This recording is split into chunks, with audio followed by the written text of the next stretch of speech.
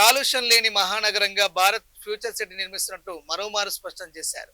మహేశ్వరం నియోజకవర్గం కాంగ్రెస్ ఇన్ఛార్జ్ కిచ్చెనగారి లక్ష్మారెడ్డి గత ప్రభుత్వం ఫార్మా కోసం భూములు సేకరించిన కాంగ్రెస్ అధికారంలోకి వచ్చాక గ్రీన్ ఫార్మాగా డెవలప్ చేస్తుందని గుర్తు చేశారు. మందుల తయారీ కాకుండా ఇక్కడ ప్యాకింగ్, ఎగుమతులు, దిగుమతులు మాత్రమే ఉంటాయని స్పష్టం చేశారు. ఫార్మా తెస్తామని, ఫార్మా వద్దురా బాబు అని ప్రతి ఊర్లో ఉన్న మా పాప బాబు ప్రతి ఒళ్ళు ఈడ ఫార్మా వద్దు, మేము నాశనం అయిపోతాం, మా భూములు నాశనం అయిపోతాయి, మా పంటలు వండవు, మా ఆరోగ్యాలు చెడిపోతాయి, ఈడ ఫార్మా రావద్దు అని ఉద్యమాలు చేపడితేనే మనము ఈ ఆలోచన చేశాం. ఈడికెళ్ళి ఫార్మా ఎత్తేస్తలేము. ఫార్మా అంటే ఇందులో ఫార్మా మందులు తయారు చేసేది ఒక ఫార్మా, ఈడ మందులు తయారు కావు. మందులు తయారు కానీ ఫార్మా ఇక్కడ పెడుతున్నాం.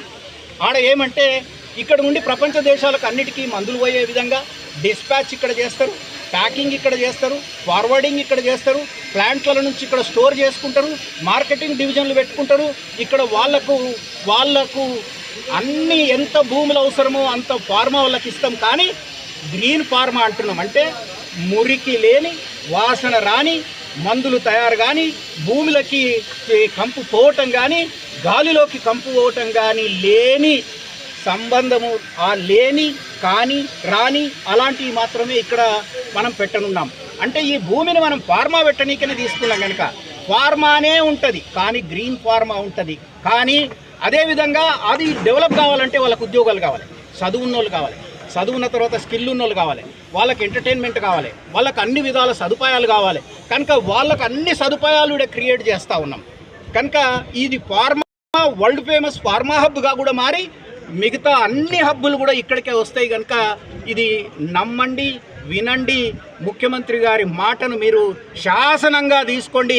ఒట్టొట్టి మాటలు చెప్పేది కాదు. ఆయన టేస్టు, ఆయన ఇంట్రెస్టు, ఆయన స్పీడ్ చూస్తే మీకు ఈ బిల్డింగు 7 నెలల లోపటనే ఇంత పెద్ద బిల్డింగు మనం కట్టగలిగాం.